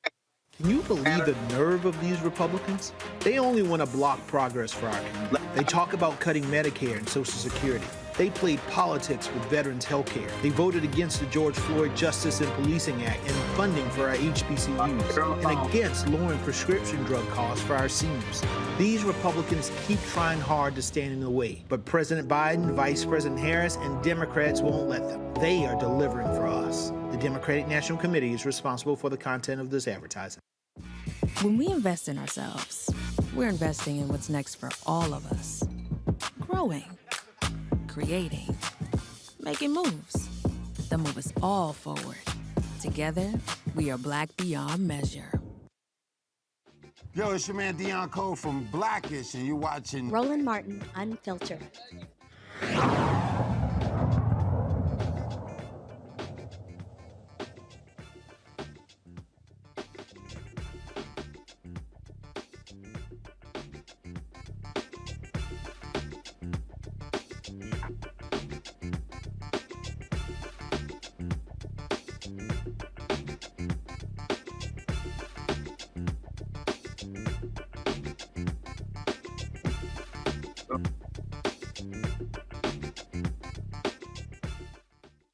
Folks, the Black Lives Matter organization has been in a state of flux over the last couple of years. From the moment they announced the $90 million they had received in the wake of the death of George Floyd, they have been under intense criticism. Folks have been criticizing former co-founder Patrisse Cullors for the purchase of personal homes for her, but also a home for the organization. You've had the Black Lives Matter Global Network, a whole back and forth over their board of directors, who's controlling the group, who's controlling the money. Well, today, the Black Lives Matter grassroots announced, in essence, that they are separating themselves to fully explain this. This is their first interview. They had a live stream earlier. This is their first interview explaining this. It's Melina Abdullah. She, of course, leads Black Lives Matter Los Angeles. Melina, always glad to have you. So explain to folks what y'all have decided, because when you look at that press release, that statement, it sounded very contentious in blasting the Black Lives Matter Global Network, the foundation, if you will, for a number of things when it comes to what you labeled in the press release as self-dealing. Absolutely. So not only are we publicly making sure that people understand, or doing what we can to make sure that people understand that the Global Network Foundation is in the hands of a highly paid consultant who earned, according to their own reports, won't say earned, I should say given himself contracts, according to his own reporting, of $2.2 million at the beginning of 2020 alone. Right? So we want to make sure that we distinguish ourselves from them, that we are separate from them, but we're also suing them. We filed a lawsuit this morning. We know that when people donated to Black Lives Matter very generously in 2020, especially, but also through the last 3 years, that they were donating in order to contribute to the work that's being done on the ground, to the work that's being done to end qualified immunity, and the work that's being done to build a Black infrastructure in cities like Buffalo, to the work that's being done in the names of our stolen loved ones to topple unjust political systems and systems like prisons and policing. And so those dollars should rightfully belong to those who birthed, built, and are fueling the movement, as well as our platforms. So people might notice a shift in what they see on Black Lives Matter social media. That's because in March of this year, again, a usurper, one of these highly paid consultants named Shalomia Bowers, logged us out of our own social media and is now using consultants to post on the platforms that we built over the last 9 years. The BLK Lives Matter platforms are in the hands of someone who is not Black Lives Matter, who in fact is a consultant that never had their boots on the ground, who never has been in the streets, who's never put their lives and their careers and their bodies on the line, but is using our work and the names of our loved ones to enrich himself. So, look, this was, or even when Patrice was on my show last year, maybe it was in 2020, I was still just totally confused who did what, who was what, and it was all over the place. And so, as a part of what took place today, she released a statement. This is part of it. She says, "When I stepped down from the BLM Global Network Foundation in May 2021, I left a transition plan meant to ensure that grassroots retain the social media accounts as the forward-facing body of BLM, being handed the financial assets to advance the movement and continue to be the body that represents Black Lives Matter." I mean, isn't part of this situation where we're in right now is because it was convoluted in the first place in terms of who was doing what, who was over what. And so now you're left at a place where the money was going to the foundation. The foundation was supposed to disperse it to these various entities. And now she leaves, and now, you know, someone else takes over it. And so now it's sort of like all over the place. But you didn't have a continuity of leadership. Because even when she left, you didn't actually have a team that was left in place. Like it was hell for me just to even find out who the hell to talk to. That's right. That's right. And so there were two people who were very trusted that were named to be the senior executives of the Global Network Foundation. That's Makani Temba and Monifa Bandele. Unfortunately, the same political consultant refused to open up the books to them. So they said, "I don't want that mess." And they were actually never onboarded to lead the Global Network Foundation through this transition. Listen, when Black Lives Matter was born in 2013, when it came out of our collective rage when George Zimmerman was acquitted in the murder of Trayvon Martin, we were all just stepping into our sacred duty. We were building what we said was a movement, not a moment, right? And it took some time to develop structure. I was fully committed, and many of us were fully committed to continuing as a movement, not a moment. But this Global Network Foundation was kind of formed to receive these resources. And it was important that the boots on the ground also had a name and an umbrella. And so actually before the 2020 uprisings, we decided to assemble ourselves as a collective of chapters under the banner of BLM Grassroots, because there had been another consultant who we thought was misrepresenting Black Lives Matter, and we wanted to draw that distinction. When Patrice took the helm back after the 2020 uprisings commenced, there was kind of some better coordination and clearer vision. But then when she stepped down again in 2021, it caused an additional mess and opened up the way for, again, this usurper to seize control because he seeks to enrich himself. So y'all are suing them. You're suing them to gain what? We're suing them for the dollars. We're suing them for the social media platforms, which were actually built and maintained long before there was a Black Lives Matter Global Network Foundation, right? BLK Lives Matter on Twitter and Instagram started very early in our work. 2013, 2014, we start gaining followers. So we built up these platforms. I was the main one who posted to our BLK Lives Matter Instagram, which has 4 million followers, right, who are looking for the work that we do on the ground. So we're suing for the return of those platforms, and we're suing for the return of our name. So they need to stop representing themselves as Black Lives Matter. They're really damaging our reputation. They're saying things that are harmful and hurtful and contribute more to the trauma of families. And this is not who Black Lives Matter is. So we're suing for, again, the dollars, the social media platforms, and our good name. Questions from my panel. Let's see. I'll start with Erica. All right, thank you so much for connecting with us this evening. And I saw that there was a piece that Black Lives Matter, the Global Foundation, had, I guess, done an insight philanthropy on yesterday.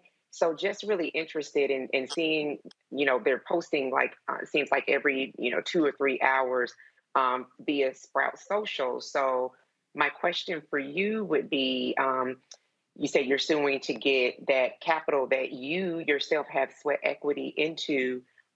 Those consultants that are posting, out of curiosity, are those white folks? Are you all familiar with them? And how much are they being paid to do what they're doing currently? So I've never been on the inside, and thank you for that question. I've never been on the inside of the Global Network Foundation. I don't really know with certainty how much folks are being paid and who the folks are.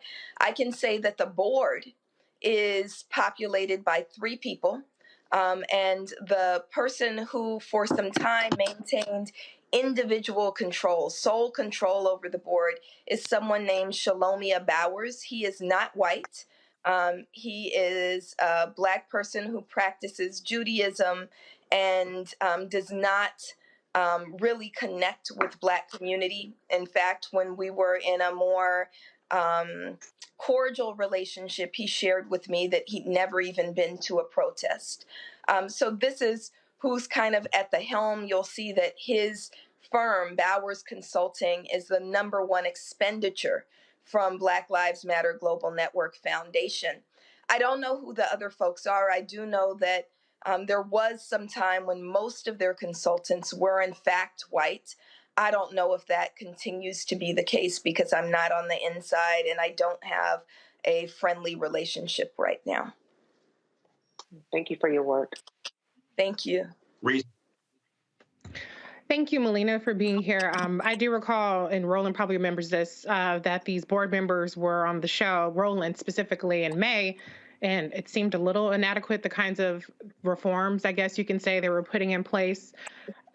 For me, though, I'm still quite confused as to what the structure is, how any particular entity has claim over that specific entity, for instance, with the Black Lives Matter grassroots versus the foundation. It seemed like at the time back in May, this was done to create more transparency, but it seems like it's created more confusion. So I guess let me ask you, going back to the initial kind of reforms that were announced, the quote unquote transparency center that they put out there, were you in agreement at that time with the reforms that were made? And then the other question I have is just, where's the paperwork? I see the website, but I just wonder if there's some sort of legal paperwork behind this that kind of could help square some of this away, or is that what the purpose of the lawsuit is to try to establish that kind of documents beyond just what's on a website?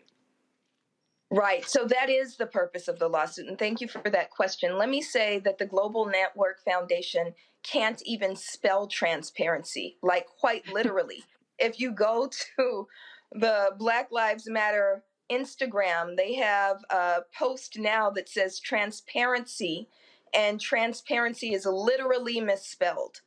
So the idea that they're being transparent in itself is a lie. The last thing that they reported was as of June 30th, 2020. We don't know what Bowers has paid himself since June 30th, 2020. We know that first reporting period was $2.2 million. We know that there's many other expenditures that went to, again, these highly paid consultants, but we don't know where those dollars have gone. The lawsuit will be helpful in demanding information. There we go, misspelled transparency. Yes. Greg. Thank you, Roland, and it's good to see you, Doc. Good to see you, sis. And Good to see you, Dr. Carr. always, and I'm sorry about this. I mean, we're seeing the influence of foundations in the reparations movement, for example. All of a sudden, here come the money, and we know when the money comes, the problems are soon behind. You got forces trying to shape this. I guess, you know, my question is really around how you imagine this might possibly be and could be resolved in terms of this beyond obviously litigation and because of course they have posted today that Black Lives Matter Global Network Foundation alleging that the grassroots organization got a $7 million budget and there were $10,000 a month stipends put in, and of course these numbers begin to pile up, and the simple fact of the matter seems to be that once money is involved like that, then you can almost predict what's going to happen next. How, and of course, Alicia Garza has been here in the last month talking about the work that they're doing, the census, the Black Census Project, and all that kind of thing. How, and given your long experience as an organizer, as a thinker, as an academic, as a sister in the street doing this struggle work, what would be the best case scenario in terms of trying to figure out a way to achieve some form of operational unity? Is this a matter of one or two people that just need to be taken out of the process in your mind? I mean, I don't know. I'm asking. So when we talk about operational unity, Dr. Carr, and you know this better than anybody, right? You have to start with people who are aligned basically in terms of vision. The people who are in charge of the Global Network Foundation right now have no interest in advancing Black liberation. What they have an interest in is lining their pockets. And so we absolutely have to move them out of the picture. Best case scenario, we're able to move the three of them out of the picture and create a board that really is grounded in community. I think it's a phenomenal idea to have a well-funded foundation, right, that is led by people who we trust. We were on our way there when you talk about people like Makani Temba and Monifa Bandele. These are people with decades of work put into Black liberation, right? Yes. I think it's a phenomenal idea for them to have charge of dollars that can be used for Black liberation. They can do that work. We can set up a foundation in a way that's self-sustaining, right? Where you give a percentage of the foundation away, you grant it out. You grant some of it to Black Lives Matter chapters, and you grant some of it to other Black liberation organizations every year, sustainably, right? And then I think it's wonderful to have, a sister organization that is the boots on the ground, like Black Lives Matter Grassroots. The issue is they don't share our vision for Black liberation and are moving based on self-interest. So best case scenario, they will be moved out. Best case scenario, people who are in best case scenario, they will voluntarily say, you know, we're going to return these resources. The people, again, who struggle for it. I'll end by saying this. I think that their statement is meant to put targets on the backs of activists. They know very well what they're doing when they name me, right? This is not a fight between Melina Abdullah and Shalomia Bowers, right? This is a fight between those who are boots on the ground that include me, but are not only me. They're the hundreds and thousands of activists who put in work every day versus, again, highly paid consultants who line their pockets based on the work that we put in. And standing with us today during the press conference were dozens of families, the family of Stephon Clark, the family of Andrew Joseph III, the family of Grishario Mack, all stand with us. The family of Jacob Blake and Breonna Taylor stand with us. And they're demanding that the people who they know, who struggle alongside them, have the resources restored, have the dollars granted so that they can be trusted with making sure that the movement moves forward in the interest of Black liberation. Okay, so I'm gonna try this again. So you have the Black Lives Global Network, which is the funding conduit. If people want to give, they weren't giving to Black Lives Matter grassroots. They were going to the Global Network Foundation, correct? Right. That's right. The Global Network Foundation is basically a fiscal agent. And so their responsibility was to dole out money to grassroots or to other organizations, correct? That's right. So the chapters, y'all have there are officially 26 Black Lives Matter chapters aligned with Black Lives Matter grassroots, correct? That's right. For the folks who don't know, because the name took off, they could not actually trademark the name. That's why there are Black Lives Matter organizations all around America that are actually not affiliated with the official Black Lives Matter entity, Global Network or grassroots, correct? That's right. Okay, so here's where I'm still now confused, because if the people who are on the Black Lives, if y'all are successful in getting them moved out, well, who the hell then picks a new board? You got to have an operating entity that's over a foundation. So who then picks a new board? So here's two options, Roland. Either there could be a board of people that are trusted, and we could help identify those people, or, which is the one that was the original demand and the original plan, actually, before Patrisse Cullors stepped down, the Global Network Foundation could shut down and just grant out all its money to the Black Lives Matter grassroots fund. Right. Got it. Okay. Can I ask a question? So I'll actually hold tight 1 second. So, okay. So the Black Lives Matter Global Network Foundation Board of Directors, they issued a response to you. They said we faced yet again another round of struggle for control of one organization. This time, people who say they love Black people and center abolitionist values, but whose action are furthest from movement principles of courageous conversations, reconciliation, and finding pathways for peace and understanding. And then it says, as the newly assembled Black Lives Matter Global Network Foundation Board of Directors, we were onboarded to bring the organization into compliance, and along the way we have done our due diligence to honor the vision the founders left behind. They said, we, the board, have zero interest in taking significant time away from our work towards building a solid, trusted foundation. We're focused on the future. And then they said the foundation board requested on over 10 occasions private mediation or meetings with Melina Abdullah and BLM grassroots, including and regarding social media policies. We did so in order to stay true to the principles of abolition. But Melina and BLM-GR ignored or refused our offers. Is that true? No, that's a blatant lie. And in fact, we have a letter requesting that of them. So this is a classic case of gaslighting. We have receipts that can demonstrate that as early as March, we said return the social medias and we can mediate everything else. That was written by our attorney of record at the time, George Fothery, and it went unresponded to. And there are many, many subsequent requests to do that.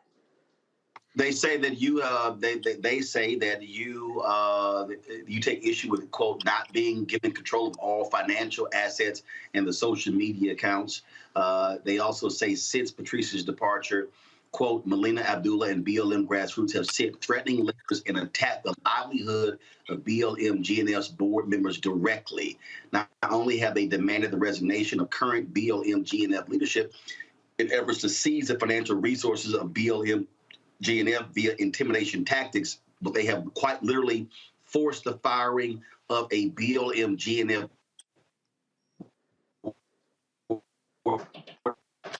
member from her job community. You respond to right. that? Yeah, that's another blatant lie. We did absolutely engage, and this is part of the calling in, right? We did engage in a movement letter that's remained private, right? 100 Black leaders signed on to a letter saying that Shalomia Bowers needs to step down. And so we have that letter. We've now released it publicly.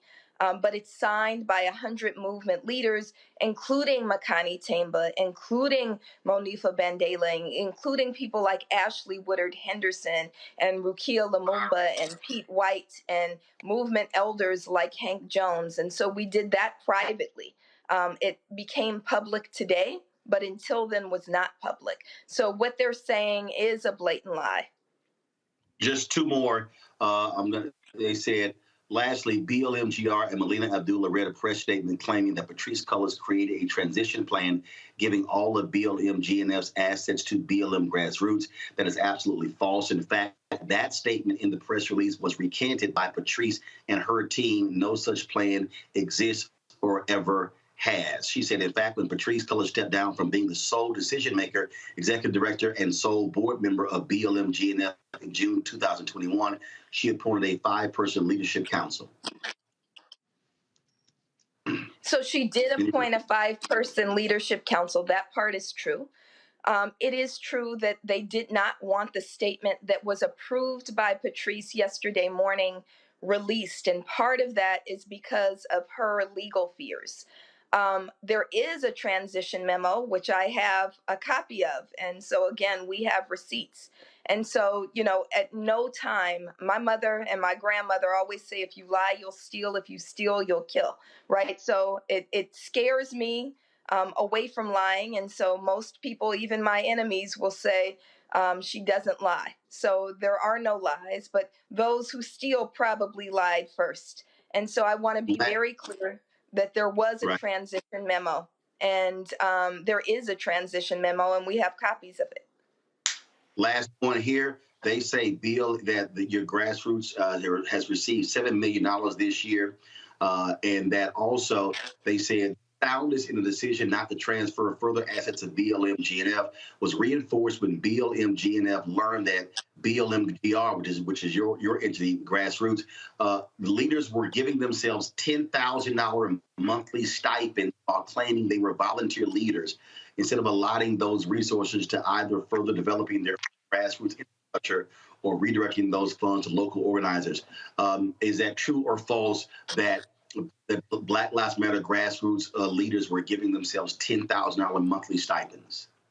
That's an absolute fabrication. I don't even know where they get that from. So that's absolutely untrue. Okay.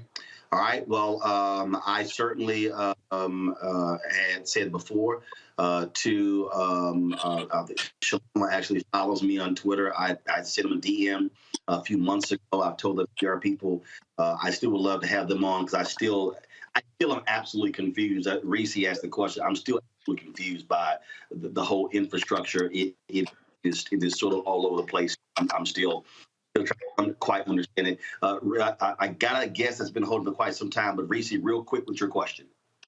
Oh, my question just real quick is there an actual structure, organizational structure with some sort of bylaws or some sort of articles of incorporation for the grassroots side that is in the position to take over for the funding and the things that are kind of in dispute? So the Global Network Foundation claims transparency, but again, they can't even spell transparency. So I don't know what they have. I can say that Black Lives Matter grassroots absolutely has Melina, her question was for you, for grassroots. Do y'all have established hierarchy? Who's at the top? Who's number 2, number 3? Bylaws, all stuff that governs Black Lives Matter grassroots. We do. We do have bylaws. I want to close also. I'm sorry. Is that published? It should be, because we just filed for a legal status in California, which makes everything public. So I'm happy to share those bylaws with you. Okay. All right. I want to say though, Roland, I want to be clear about what they've done by using the platform that we built in order to attack us.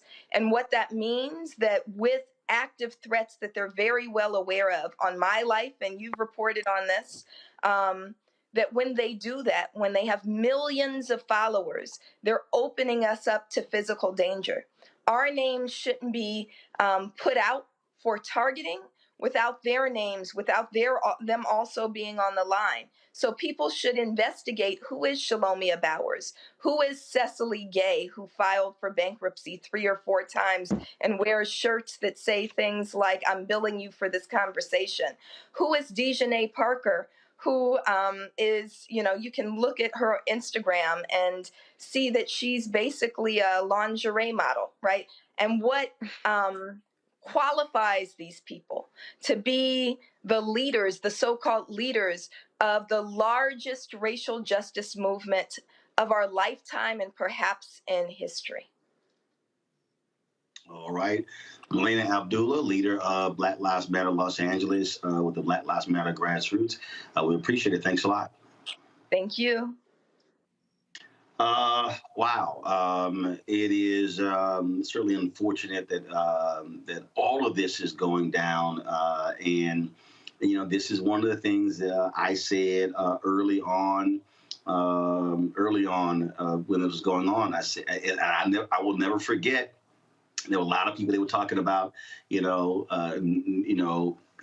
equal decision making and no hierarchy. And I kept saying, y'all, you cannot show me a successful entity that does not have a flow chart, a hierarchy where someone is making decisions. You got to have those things. In many ways, they were trying to build an entity on the fly. They were always sort of like running behind, trying to catch up and grab the tail because this thing took off. And there were numerous times where I told other activists privately, hey, focus on your infrastructure, because you can rip the NAACP and the Urban League and all these other Black groups. You can say they're not doing anything, but there's a reason they still exist. It's because they had infrastructure. They had rules. They had a hierarchy. They had processes and procedures. Doesn't mean they didn't go through problems. Doesn't mean you haven't had lawsuits and things along those lines. But this is why you have to have infrastructure. And Greg, take us to the break. What does Stokely Carmichael say? You had never seen a Black person achieve anything as an individual. It was always through group dynamics. Always through organization. And we have to understand, we do have real enemies in the world. When we look at the Student Nonviolent Coordinating Committee, a great deal of those funds were generated after the organization was founded and put together. Ella Baker was very clear they should have that infrastructure, and they did that. But we know that those funds dried up once they came out against Vietnam. And we know that foundation money always gets us in trouble. And unfortunately, in this letter from 100 activists, and many of those names are folks that I know and know pretty well, including Chokwe Lumumba's sister, Antar's sister, Rukia, who you heard her mention. That gives a great deal of credibility to what Dr. Abdullah has said. And I'll end with this. When you have long distance runners in a struggle who have been doing it without compensation, they've been doing it, putting their lives on line. When people all of a sudden flood a movement with money, always question their motives. This is what I'm thinking about when I mentioned the reparations movement at this point, where people are starting to be spokespeople and out here talking about reparations. But there are a lot of people still in prison. There are political prisoners.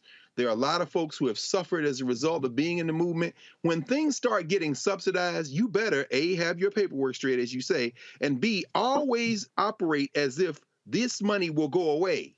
Because movements aren't funded and subsidized. And again, I mean, thank you again, Roland. Black media, not just black media. What'd you say, Roland? You can't be black media and be scared? There's a particular type of black media. This is not a conversation for MSNBC or CNN, and this is why all kind of support has to come to the Black Star Network, because nobody is going to subsidize our liberation. And there's no other black, and I can't say it this, and this is not personal, but the reality is there's no other black-owned media company that actually has a daily show doing what we're doing. Folks, got to go to a quick break. We're going to come back. Pew dropped his new study, asking about reparations, asking black people about them, and they know, they believe their ancestors were enslaved. Some interesting answers. I got lots of questions. We'll have those next. Roland Martin on the Black Star Network.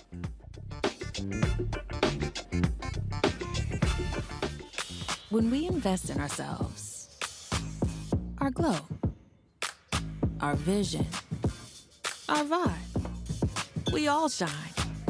Together, we are black beyond measure. Can you believe the nerve of these Republicans? They only want to block progress for our community. They talk about cutting Medicare and Social Security. They played politics with veterans' health care. They voted against the George Floyd Justice and Policing Act and funding for our HBCUs, and against lowering prescription drug costs for our seniors. These Republicans keep trying hard to stand in the way, but President Biden, Vice President Harris, and Democrats won't let them. They are delivering for us. The Democratic National Committee is responsible for the content of this advertising. When we invest in ourselves, we all shine. Together, we are black beyond measure.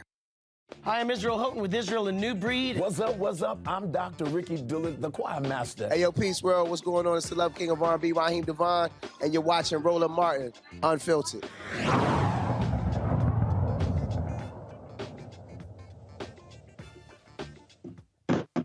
All right, folks, a new Pew Research Center report explores differences in how Black Americans view social status of the U.S. Black population, assessments of racial inequality, visions for institutional and social change, and the outlook on the chances that these improvements are going to be made. Kiana Cox is a research associate from the Pew Research Center. She joins us right now to break down these findings. Kiana, glad to have you here. So I'm in this group chat with a lot of Black journalists and media folks, and earlier they were like, we sort of got an issue with how some of these questions were parsed, how they were raised, the whole issue of Black people, 57% of Black folks saying their ancestors were enslaved, 34% said they didn't know, 8% said they were not. I saw Nicole Hannah-Jones tweeting about this as well. So just let's start there. With how that question was raised, and what did you see, and what jumps out at you with this research, with these responses from African Americans? Sure. So that question about knowledge about ancestors came from a report that we published back in April, which looked at how Black Americans viewed their personal identity and also how much they felt they knew about both U.S. Black history and their ancestral history. So the question was phrased in terms of as much as they know about their own history, to what extent do they know whether their ancestors were enslaved at all, be that in the United States or in another country, and we also gave them the option of saying, well, I'm not sure. So that question was, it was for them to evaluate their own knowledge in terms of their ancestral history. Gotcha. All right. So just give us the top line of this survey. What jumps out that for you the most? What jumps out? Sure. So in this new report, the thing that we felt was most important to communicate in terms of how Black Americans view their position in the country is that they are, on the one hand, have very clear critiques about U.S. institutions. They also have very clear ideas about pathways toward inequality. But at the same time, there exists this very broad skepticism that U.S. society can change, that any of those institutions will change, and that they will ultimately reach equality in the country at all. So there's this sort of this twofold view that comes out of this, that there are clear ideas about what's needed to be done, but also broad pessimism that any of it will actually happen. Okay. Reparations, one of the questions y'all asked about? Yes. And so we asked what was So we found that nearly 80% of Black adults felt that descendants of people who were enslaved in the United States should be repaid in some way. We found that among those who supported reparations, about 80% of them felt that educational scholarships and financial assistance for homes and businesses would be extremely or very helpful forms of reparations. We also found that about 60% of Black adults said that cash payments would be extremely helpful for them. So those were some of the questions that we asked. We also wanted to know, in their opinion, who bore the most responsibility for paying out those reparations. And nearly 80% of Black adults said that the federal government bore all or most of the responsibility for them. Let's see here. I know my panel has some questions. Greg, you go first. Thank you, Roland, and thank you for your work. I mean, when I saw the percentages related to the institutional overhauls, and perhaps I missed, I need to read it in some detail. I saw prison system, policing, courts, judicial process, political economic system, healthcare system.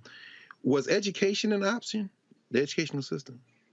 We did not have an evaluation of education as an institution in that question. Although about 40% of Black adults did say that the quality of K through 12 schooling is an extremely big problem for Black Americans today. Thank you. Reese? Thank you for your work. Can you talk a little bit about how, even though there was a lot of pessimism, rightfully so, in terms of systemic change that's going to drastically or lead to equality for Black Americans, there was still a high level of Black people who responded that still believed in the importance of voting and, being civically engaged. Can you talk a little bit about those findings? Sure. So our approach to understanding Black Americans' visions for social change went in a few different directions. So we asked these questions about civic pathways to equality, how important, how effective of a strategy is voting, protesting, contacting your elected officials, or volunteering for organizations that are dedicated to Black equality, and also to what extent is supporting Black businesses effective. And out of all of those particular questions that we asked, about 60% of Black adults said that voting would be an extremely or very effective tactic for moving Black communities forward. In fact, out of all of the civic approaches that we talked about, both those that I just mentioned and also ones that are more aligned with Black nationalist approaches, such as all of the businesses in Black communities being owned by Black people, the establishment of a national Black political party, or all of the elected officials in a neighborhood, in a Black neighborhood being Black. Out of all of those approaches, voting certainly rose to the top. Erica. Yeah, thank you so much for this reporting. And what I found to be very interesting was the Black Democrats, Black Republicans. And so there were some differences there, but it seemed that that no matter the party affiliation, the question that you all posed around funding for police department was pretty close with Democrats and Republicans. Funding for police departments in their communities should be decreased. It seems like there was an equitable response there. Can you talk a little bit about if there were any follow-up questions around that, especially since given party affiliation that both groups seem to be pretty much in lockstep with saying that, yes, they do believe that funding should be decreased in communities for police departments. Sure. So there's actually quite a bit of uniformity around views on police funding that we found in our survey. So about 35% of Black adults thought that funding for police departments in their community should be increased. About 40% said that funding should remain the same, and about 23% said that funding should decrease. And we did ask a follow-up question to those who said they wanted funding to decrease. We said, okay, if you want funding to decrease, what should be the top priority for those reappropriated funds? And 40% of Black adults said that those reappropriated funds should go to medical services, mental health services, and social services. But to your point, there is very little variation in that and how those results parse out across all demographics of Black Americans that we surveyed. There's very little variation in terms of the majority of Black Americans want funding to stay the same or increase, and only about a quarter say that it should decrease. Thank you for your work. Thank you. Anybody got a follow-up? Yeah, I'll ask a quick follow-up. This whole crafting of this reparations question around those being enslaved in the United States I am firmly against this lineage-based argument, although I understand legally why it would be perhaps the best strategy, even as it would probably even fail legally in terms of legal challenge. But I'm wondering, in terms of remedy, how do you contrast this question around lineage-based reparations with the idea of institutional remedies, i.e. scholarships? Is your sense that the same people who might say that people who are descended from Africans who were enslaved in the United States should be getting reparations exclusively would want to preclude other Black people from receiving benefits, say, for example, like educational scholarships?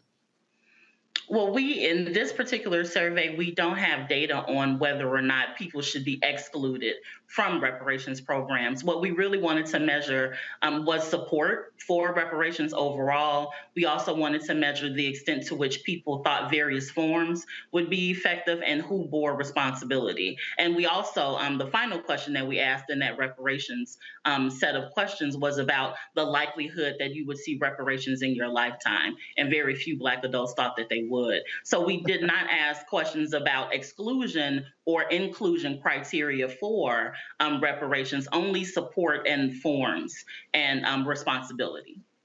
I appreciate that. Thank you. All right, then. Well, Keanu, we surely appreciate it. Thanks a bunch. Where can people go to read the full report? Sure. If you want to check out our full report, you can go to pewresearch.org/Black Voices Politics, and you'll be able to read the full report and also look at some of our other work on Black Americans. All righty. We appreciate it. Thanks a lot. Thank you. All right, folks, real quick here. Ohio police officer is out of a job after she was being caught using the N-word. Officer Rose Valentino says she directed it at a teen who allegedly flipped her off at a local high school. She claimed that music and hearing others use the N-word desensitized her to racist language. Well, this was not the first racially motivated incident for Valentino. In 2018, she and two other officers were involved in a racial discrimination lawsuit. Now, her punk ass has no job. All right, folks, this story out of Georgia is crazy. A Black Georgia man who shot and killed a white teen claiming self-defense under the state Stand Your Ground law was found guilty of involuntary manslaughter. Mark Wilson got convicted of killing a white 17-year-old girl when he fired at a truck full of teens who Wilson says yelled racial slurs and tried to run him and his white girlfriend off the road in Statesboro, Georgia in June 2020. The jury found Wilson was not justified in using his legal gun when he felt threatened by the white teens. Wilson was acquitted of the more severe charges of murder and aggravated assault. The involuntary manslaughter conviction carries up to 10 years in prison. He'll be sentenced on September 20th. This is the thing here, Erica, when we talk about, stand your ground laws. He said they were trying to run me off the road. I'm trying to figure out, what the hell? Are you supposed to get run off? Yeah, stand your ground is very much so applicable to a specific group of people, and it's certainly sad that someone had to lose their life in this. You know, Statesboro is pretty much, lily white.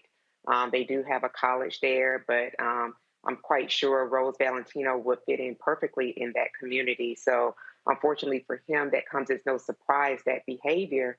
But again, I think that, we've talked about it on this show here, breathlessly driving while Black, and just remembering the same laws that do apply to some don't largely apply to all. So that he did not have that felony murder charge with the life sentence. And I think that I'd read that he was on house arrest, but that he'd been jailed and he's going to have to remain jailed until his September 20th sentencing. It's going to be really interesting to see how much time he gets, particularly that since this crime did happen in Lily White, Statesboro, Georgia. Greg, I got the sense you want to say something. No, I mean, shout out to his white girlfriend, Emma, what's her name, Rigdenware, who said she didn't hear anything, although she was scared of the truck trying to run him off the road. Said, damn, you can't back your mans up? Damn. Oh, shit. Even his own girls. I'm like, wow, boy, what you going to learn out there, Chief? Your girl said she ain't hear nothing. Damn. Good point. In Michigan, 4 law enforcement officers face charges of beating a handcuffed Black man. Police pulled over Vance D. Martin on suspicion of drunken driving. The video recorded by a nearby civilian showed state troopers Bram Schroeder and Zachary Tobito and Saginaw police officers Jordan Englehart and Dominique Vasquez trying to arrest Martin. He was punched repeatedly during the traffic stop by Schroeder and was knocked unconscious during the March traffic stop. Schroeder is facing charges, including aggravated assault. Tobito, Englehart, and Vasquez are charged with willful neglect of duty and misdemeanor for not intervening in the beating. This right here, Reese, is, thank goodness video was recorded. That's why in Arizona, they passed that law. You cannot record cops within this 8 feet range. Probably based on that law, they couldn't have got this video. If there's not a video, we don't know about a lot of these cases. And these cops, they continue to be on the force. Right. I mean, videos, body cams, one of the reasons why Valentino was fired was because she made the comment on her body cam before she even realized that she used the N-word and shut off her body cam. So, yeah, unfortunately, we're still in a day and age where you have to have footage in order for you to be believed, even if you have injuries like what this gentleman sustained. So, lock all their asses up, period. Absolutely. All right, folks, that is it for us. Let me thank Erica, Greg, and Reese for joining us. Really busy day. Sorry, folks, we got started off late. We had major technical issues. Our Skype machine crashed. Our live view couldn't connect. So the devil was busy, but we still got it done. Folks, stay out tomorrow for a long Labor weekend. We will not, of course, Labor Day is on Monday. And so shout out to the unions that created today, the workers in. And we'll be back on Tuesday, broadcasting from New Orleans. Hey, join me on Saturday. I'll be joining Crawford in D.C. So look forward to that on Saturday morning. So I'll go hang with the family. All of you watch and join us. Folks, don't forget, please support us in what we do. Download the Black Card Network app on every device, all your devices, folks. Apple phone, Android phone, Apple TV, Android TV, Roku, Amazon Fire TV, Xbox One, Samsung Smart TV, and of course, you can also join the Arena Funk Fan Club. I'm telling y'all, we really, really depend upon y'all. We got to raise $100,000 each month in a year. Need your support. So please check money orders. Go to PO Box 5196, Washington, D.C. 2037-0196. Cash App is $.art.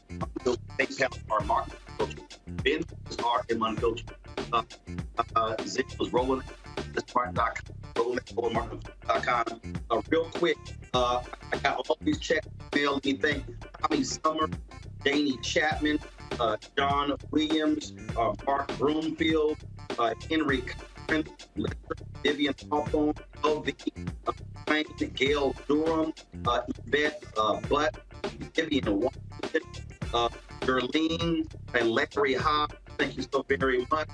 Irving Randolph, Elva Buford, Frank Stevers, Joseph, Marietta Harris, Deborah Hall, Marguerite Davis, Lolita Jones, Gwendolyn and Sabrina Ed, Grace Rickon, William Lee, Barbara Douglas, Clarence Albert, Ralph Miller, Tanya Bolton, Cheryl Dugan. I love Cheryl. Cheryl literally ties to us. Every single month, I get Cheryl sit out on it. Cheryl, shout out to you. Theta Crowder Coleman, Charles Brent, Lisa Veal, Green Associates, JT Samuels, Shirley Ward, Annette Ross, Cheryl Robinson, Theodore Smith, Youth in Motion, Helen Smith, Dora, Green, Ruth Collins, Kathleen Miner, and let's see here, Carol Jean Thomas, Linda Pendarvis. We've got Florentina Coles, Elijah Frank, William Matthews, Barbara Pickett, Restoration Foundation. Let's see here, Leon Bryant. I know I deposit each one, but you do it. One Life Memorial LLC. Melanie also every single month. Melanie, I appreciate you. Let's see here, Jubilee Dental. Thanks a lot. Parthenia Fields, thanks a bunch. And okay, since we show tomorrow staff, I know y'all over, but these folks pay our bill. This is my last stack of checks here. Let's see here. Cheryl Taylor, thanks a lot. Jerome and Vonda Thorpe, thank you very much. Let's see, Shauna Cox. Who is this? Name, looking for name. Okay, and I got the name. I appreciate 200 check. A bunch. Renee Gooden, Regina Reynolds, Davita Monaghan, Tony Lund, Sydney and Stella, and Terry Jackson, Richard Dieter, Kimberly Cargill Mitchell. Let's see here. Hold on, y'all. I got Glenda Shaker. I got Earl Dixon. I've got Maria Goss. Here. Rosetta Cromartie. Calvin Etheridge. Again, another Cheryl Dugan check. I'm behind your check, Cheryl. Payne Thomas. Donald Nack. Cynthia Mills Horton. Soleil. Craig Williams. Maxine Topping. Ruby Taylor. J.E. Bond. Let's see here. Loretta Arzu. Deborah Morris. Carolyn Beatrice Lee, Kevin Taylor, Betty Knowles, Miriam Woodard, Clyde Hilliard, Norma Mashore, Vivian Washington, Dunn, Diane Riley, Henry Shell, Anita Wiggins, and Chris Turner. All right, y'all. That is it. I thank all of y'all for y'all checks. And yeah, I will sit here, deposit each one individually. That's what we do. We appreciate y'all's support. Thank you so very much, folks. Y'all have a fantastic week. I'll see y'all from Crescent City, New Orleans. Holla!